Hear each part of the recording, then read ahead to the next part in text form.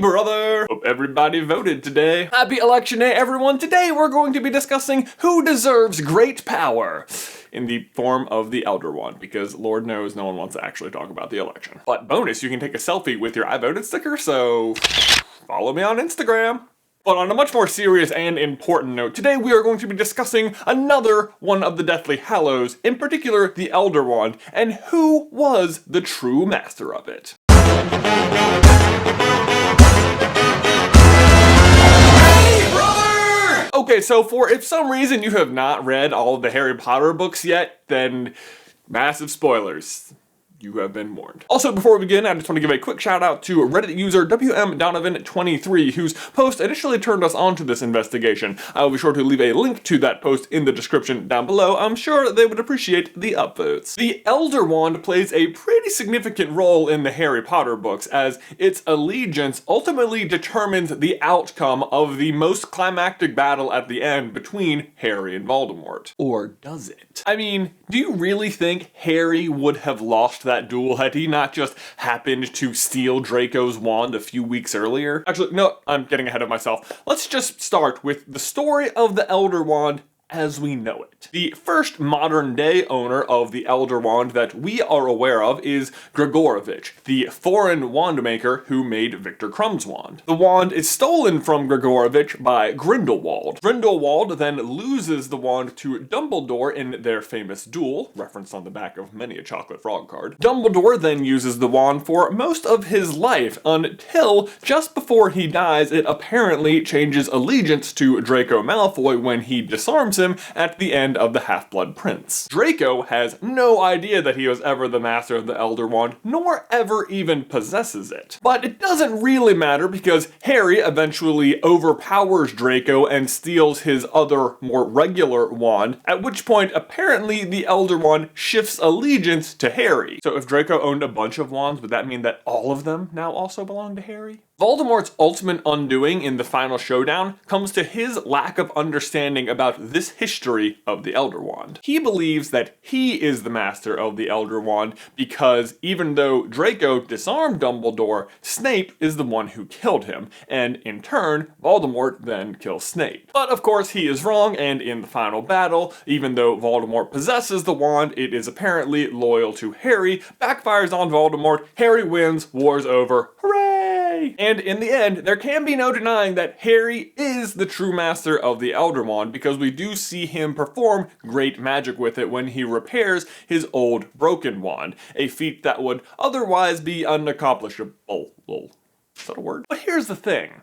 I think Harry is the master of the Elder Wand, not because he stole Draco Malfoy's wand, but because he overpowered Voldemort, who was indeed the master of the Elder Wand. Like, seriously, let's go back to my question from earlier. Does that mean if Harry had not stolen Draco's other wand that he would have lost that final duel? Like, the whole thing came down to the random fact that Harry got kidnapped and happened to take Draco's wand? Because if that's the ending, that's like kinda lame. And also, are you telling me that the Elder Wand shifts allegiance to Harry because even though it's nowhere near Malfoy Manor, it can sense that Harry has stolen a completely different wand from Draco, and not even by magic, just like he physically takes it from him? I mean, I'm sorry, I just don't buy it. In fact, I'm not even sure Draco was ever the master of the Elder Wand. See, in the final battle, Harry explains to Voldemort that Dumbledore planned his death with Snape. And since he planned it, it meant that Snape never actually defeated Dumbledore. That was part of the plan.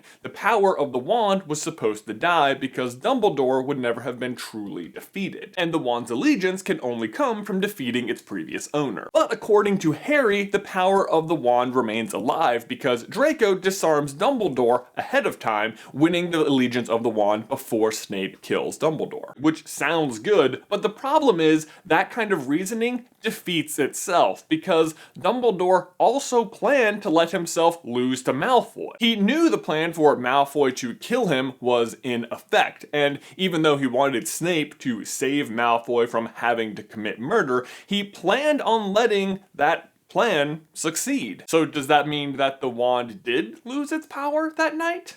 No. Again, we know the wand still has its magnificent power because Harry uses it at the end to repair his wand. But if Harry didn't win the allegiance of the wand from Malfoy, the only other person Harry defeated who's a candidate that owned the wand was Voldemort, meaning Voldemort must have been the Master of the Wand. So the question is, how did Voldemort come to be Master of the Wand? Because, as we just went over, he never defeated Dumbledore. Well, what if Dumbledore was also never the true Master of the Elder Wand? What? Think about it. Do we ever see Dumbledore perform any particularly powerful magic with the wand? Okay, actually, yes, like all the freaking time. But it's hard to say whether or not that power is coming from Dumbledore just being a very powerful wizard, or the power of the wand itself. In fact, Voldemort himself has a very similar complaint about the wand before he kills Snape. Snape tells him, "You have performed extraordinary magic with this wand, my lord, in the last hours alone." And Voldemort replies, "No, I am extraordinary, but the wand,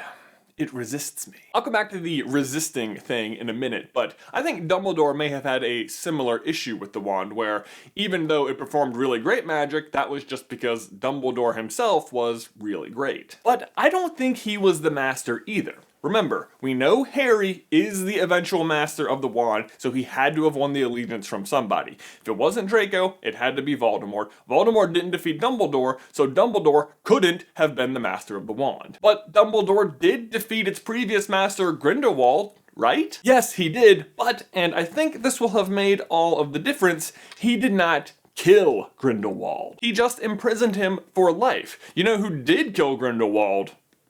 Voldemort. Wow, okay, so then is that how Voldemort became Master of the Elder Wand? No. Do you know why? Because Grindelwald was never the Master of the Elder Wand either. Here's the description of the wand from the book. A wand that must always win duels for its owner. And yet, Grindelwald loses to Dumbledore. I mean, not exactly living up to its reputation, is it? That is because the wand wasn't giving Grindelwald its full power either, because, much like Dumbledore, Grindelwald failed to kill the wand's previous owner, Gregorovitch. But do you know who did kill Gregorovitch?